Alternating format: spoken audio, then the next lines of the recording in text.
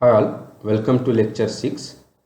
तो अभी तक हमने देखा कि पाइथन का एक कैरेक्टर सेट होता है और हम उसके सिंबल्स को कंबाइन करके कॉन्स्टेंट्स, वेरिएबल्स और कीवर्ड्स बना सकते हैं। तो नेक्स्ट लॉजिकल स्टेप क्या होगा कि इन तीनों को कंबाइन करके हम इंस्ट्रक्शंस बनाएं। और instructions are sentence like structure, जो कंप्यूटर को कुछ इंस्ट्रक्ट करने में हमारी हेल्प करेगा। ठीक है, तो पाइथन के इंस्ट्रक्शंस को हम मेजरली ये तीन कैटेगरीज में डिवाइड कर सकते हैं। पहला असाइनमेंट स्टेटमेंट, और इसका काम होगा कि एक वेरिएबल को एक वैल्यू असाइन करने के लिए। ठीक है, दूसरे अरिथमेटिक इंस्ट्रक्शंस, तो ये अरिथमेटिक ऑपरेशंस करने के लिए हेल्पफुल रहेंगे। और तीसरा है कंट्रोल इंस्ट्रक्शंस, इनका काम होता है कि प्रोग्राम के एग्जीक्यूशन के फ्लो को चेंज करना, लेकिन ये लेक्चर में हम पहले दो पे फोकस करते हैं। ठीक है, तो पहला असाइनमेंट स्टेटमेंट, तो जैसे कि हमने बात की थी कि इसका काम होता है कि किसी वेरिएबल को वैल्यू असाइन करने के लिए। तो इसका फॉर्म एकदम सिंपल होता है कि इज इक्वल टू साइन यानी एक असाइनमेंट ऑपरेटर है। इसके लेफ्ट हैंड साइड में वेरिएबल नेम रहेगा और राइट हैंड साइड में एक मैथमेटिकल एक्सप्रेशन रहेगा। ठीक है, तो एक्सप्रेशन यानी एक आपका कांस्टेंट हो सकता है, वेरिएबल हो सकता है, या ऐसे मल्टीपल कांस्टेंट्स और वेरिएबल को कंबाइन करके कोई एक्सप्रेशन हो सकता है। ठीक है, लेकिन जो भी होगा उसका कुछ वैल्यू रहेगा और इवेंचुअली ये वैल्यू ये वेरिएबल नेम को असाइन हो जाएगा। ठीक है, तो दो इम्पोर्टेंट टर्मिनोलॉजीज़ है जो प्रोग्रामिंग वर्ल्ड में यूज़ होती है। तो पहला सिंटैक्स, सिंटैक्स यानी फॉर्म या कोई ग्रामर या रूल्स, राइट। जैसे हमारे इंग्लिश में भी हम कोई सेंटेंस बनाते हैं तो हम ग्रामर का यूज़ करते हैं, राइट, कि हमारा sentence subject plus verb plus object इस फॉर्म का रहेगा।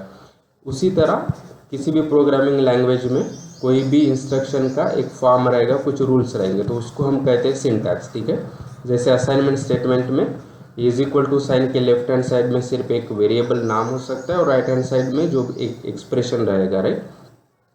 और सीमेंटिक्स यानी इसका मतलब, ठीक है, जैसे सिंटैक्स यानी फॉर्म हो गया और सीमेंटिक्स यानी उसका मतलब। तो इसका मतलब क्या हो गया कि राइट हैंड साइड की वैल्यू को लेफ्ट हैंड साइड के वेरिएबल को असाइन करना है। ठीक है, तो ये दो टर्म्स को हम याद रखते हैं। ठीक है, सिंटैक्स एंड सीमेंटिक्स। ये कुछ एग्जांपल्स है असाइनमेंट स्टेटमेंट के कि मैं ऐसे दे सकता हूँ कि x इज इक्वल टू 18, तो क्या होगा कि 18 का वैल्यू x नाम का वेरिएबल में जाके असाइन हो जाएगा। Similarly y is equal to 20.7, तो अभी y वेरिएबल में हम एक फ्लोट टाइप का वैल्यू असाइन कर रहे हैं। ठीक है, और जैसे हमने बात की थी राइट हैंड साइड एक एक्सप्रेशन हो सकता है, तो जैसे यहाँ पे मेरा एक एक्सप्रेशन वेरिएबल और कॉन्स्टेंट्स मिला के बन रहा है, इसका कुछ वैल्यू निकलेगा और इवेंचुअली ये वैल्यू z नाम के वेरिएबल को जाके असाइन हो जाएगा। ठीक है, तो अगर हम उसको बिहाइंड द सीन देखते हैं तो जैसे कि हमने बात की थी वेरिएबल के टाइम पे, तो रैम या प्राइमरी मेमोरी बेसिकली ऐसे मल्टीपल स्लॉट्स में डिवाइड होएगा।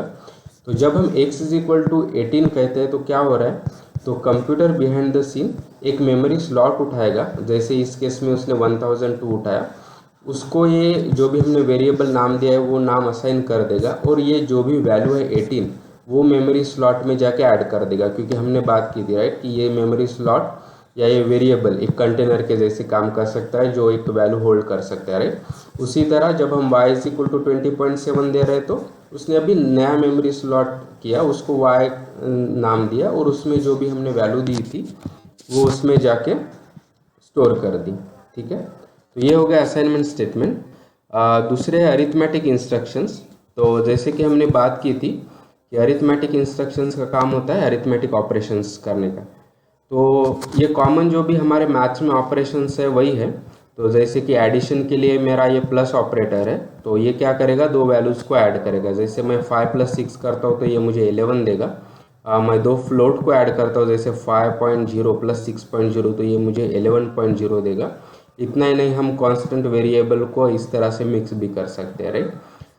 सब्ट्रैक्शन, ये दो वैल्यू का डिफरेंस देगा। जैसे सेकंड वैल्यू को पहले वैल्यू से सब्ट्रैक्ट करके जो भी रिजल्ट है वो देगा, राइट।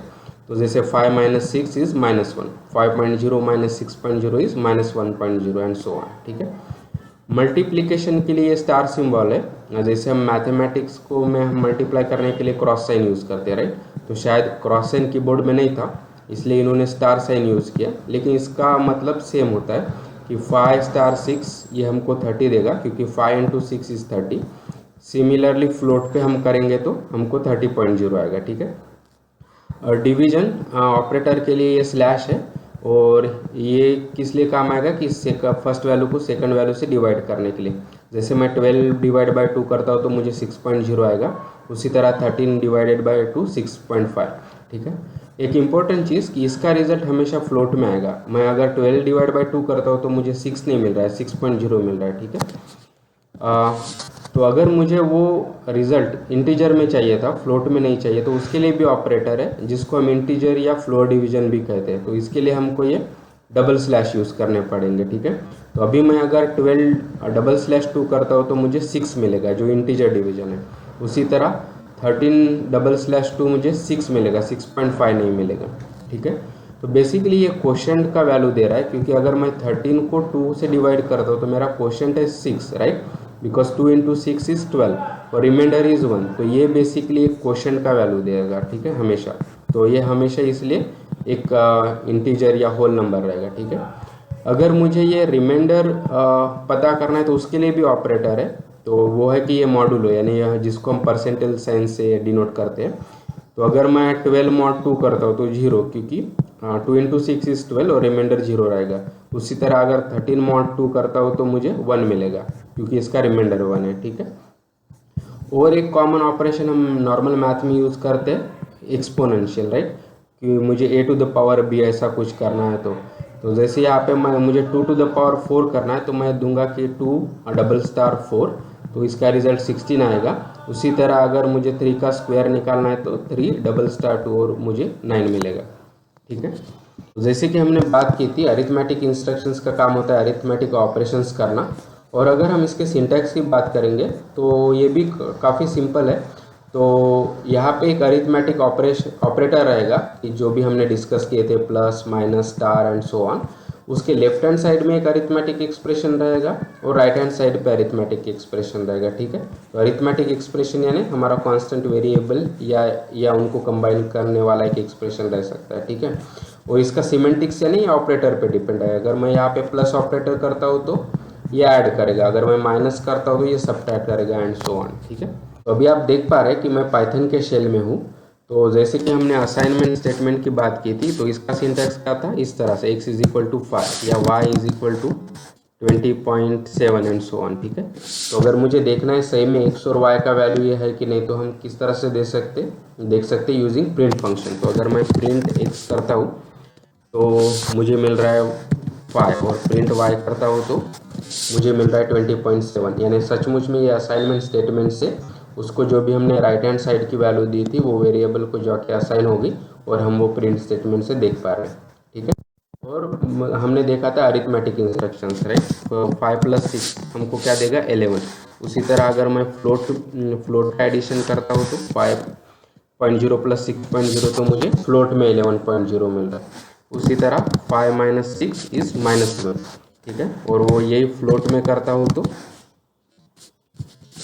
मुझे फ्लोट में -1.0 मिल रहा है। ठीक है, तो मल्टीप्लिकेशन के लिए क्या था, ये स्टार सिंबल, तो 5 × 6 इज 30। उसी तरह अगर फ्लोट में रिजल्ट चाहिए तो 5 × 6.0 इज 30.0। डिवीजन के लिए क्या था, ये स्लैश, राइट, तो 12 डिवाइड बाय 2 जैसे कि हमने बात की थी, ये 6.0 देगा, 6 नहीं देगा। उसी तरह अगर 13 डिवाइड बाय 2 करता हो तो 6.5।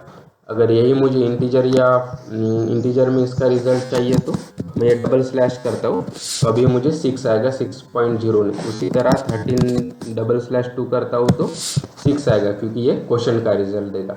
और अभी मुझे इसके रिमाइंडर का वैल्यू चाहिए तो मॉडुलो ऑपरेटर, अगर मैं 13 mod 2 करूँगा तो रिमाइंडर 1 है, इसलिए मुझे 1 मिलेगा। साइन भी इंटरेस्टिंग चीज़ है, अगर मैं -13 mod 2 करता हूँ तो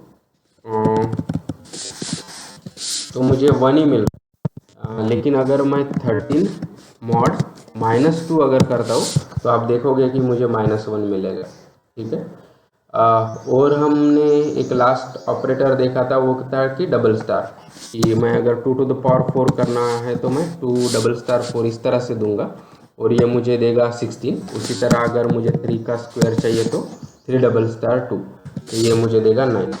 ठीक है, आई होप कि अभी आपको असाइनमेंट स्टेटमेंट और अरिथमेटिक इंस्ट्रक्शंस के बारे में काफ़ी अच्छा आइडिया आया होगा। So please like the video, share the video, subscribe to the channel and keep learning, keep coding and have fun. Thank you.